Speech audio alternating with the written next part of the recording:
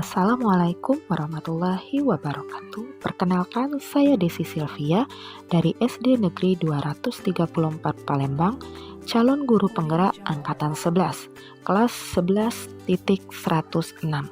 Di sini saya akan menyampaikan dari aktivitas belajar koneksi antar materi, kesimpulan dan refleksi dari modul 1.1. Fasilitator saya ialah Ibu Yolanda Triputri dan pengajar praktik Ibu Veralia Eka Putri. Pendidikan dan pengajaran adalah dua hal yang tidak dapat dipisahkan. Pengajaran adalah bagian dari pendidikan, dan pengajaran merupakan proses dari pendidikan untuk memberikan ilmu dalam hal kecakapan hidup anak secara lahir maupun batin.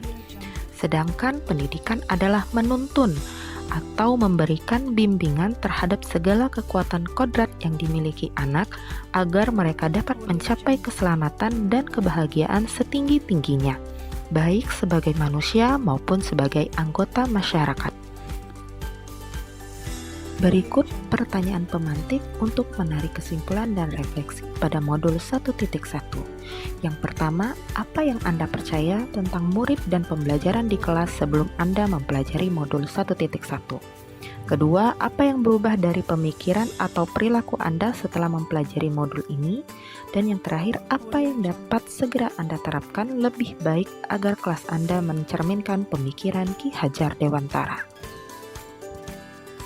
Yang saya yakini dan percayai tentang peserta didik dan proses pembelajaran di kelas sebelum saya mempelajari modul 1.1, yaitu dalam proses pembelajaran yang dilakukan, saya merasa bahwa peserta didik hanya perlu mendapatkan materi pembelajaran dari guru saja, sehingga guru lebih dominan aktif dalam pembelajaran dibandingkan dengan peserta didik.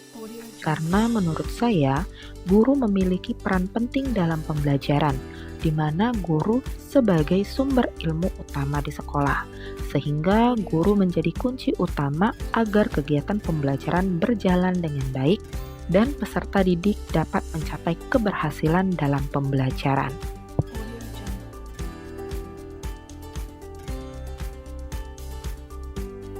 Namun setelah saya mempelajari modul 1.1, saya menyadari bahwa hal tersebut tidaklah benar.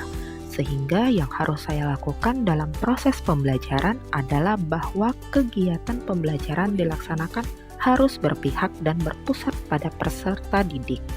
Bukan guru yang menjadi pusatnya, dan peserta didik jugalah yang harus bisa menentukan sumber belajar mereka. Dan guru tidak lagi sebagai seseorang yang hanya mentransfer ilmu saja, tetapi guru bertindak sebagai fasilitator di kelas.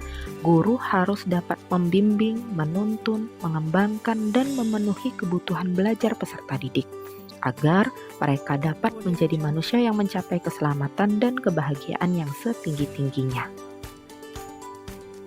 Dan juga selain sesuai kebutuhan peserta didik, kegiatan pembelajaran harus dilaksanakan sesuai dengan kodrat alam dan kodrat zaman, karena peserta didik memiliki karakteristik yang berbeda-beda, sehingga peserta didik dapat mengembangkan kemampuan, minat, dan bakat mereka dalam pembelajaran di kelas.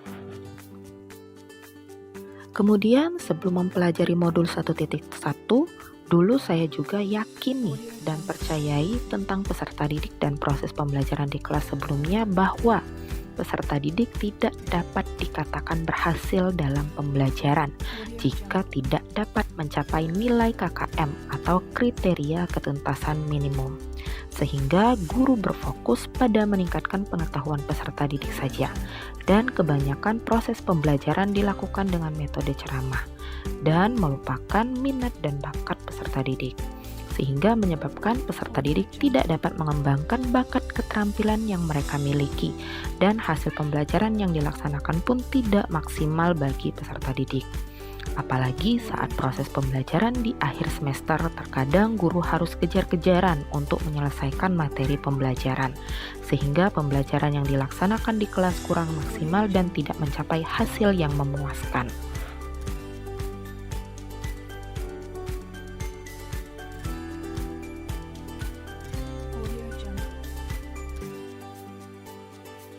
Namun, setelah saya mempelajari modul 1.1, saya menyadari bahwa hal proses pembelajaran bukan hanya berfokus pada pengetahuan dan pencapaian KKM saja, namun harus menyeimbangkan dengan kebutuhan, minat dan bakat, serta keterampilan yang dimiliki peserta didik. Sehingga dalam pelaksanaan proses pembelajaran sebagai guru, saya harus bisa membuat pembelajaran yang menyenangkan dengan menggunakan berbagai model atau metode pembelajaran yang sesuai dengan karakteristik peserta didik dan sesuai dengan materi yang diajarkan. Namun, sebelum saya melaksanakan kegiatan pembelajaran, di awal tahun pembelajaran saya melakukan asesmen diagnostik dan non-diagnostik untuk mengetahui kebutuhan dan bakat serta minat peserta didik. Sehingga nantinya saya dapat melaksanakan pembelajaran yang menuntun peserta didik untuk mengembangkan dan juga membekali mereka bukan hanya pengetahuan serta keterampilan, namun juga menuntun mereka untuk memiliki nilai-nilai luhur dan budi pekerti, serta suri teladan agar menjadi manusia yang memiliki kecakapan hidup dan perilaku yang baik. Dan tak lupa saya melaksanakan evaluasi pembelajaran agar saya dapat mengetahui kekurangan dari proses pembelajaran yang saya lakukan,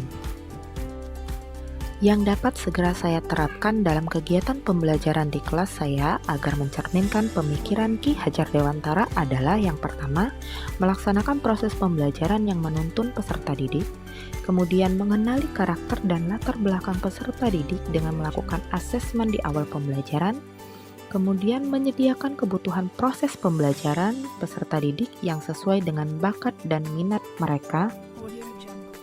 Keempat, merancang kegiatan pembelajaran interaktif dan menyenangkan yang berpusat pada peserta didik.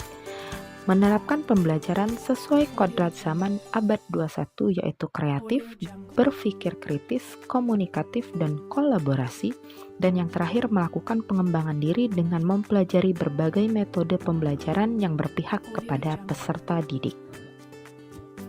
Kesimpulan, berdasarkan filosofi pemikiran Ki Hajar Dewantara, maka guru harus bisa melaksanakan proses pembelajaran yang menghamba pada peserta didik, di mana guru harus bisa menyiapkan kebutuhan peserta didik, serta menuntun dan membimbing peserta didik dalam proses pembelajaran, baik secara ilmu maupun budi pekerti.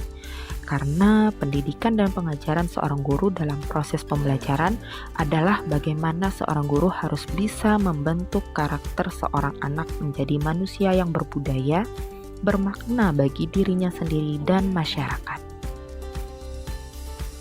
Demikian saya sampaikan tentang koneksi antar materi, kesimpulan dan refleksi dari modul 1.1. Terima kasih, salam guru penggerak Angkatan 11, bergerak, tergerak, dan menggerakkan.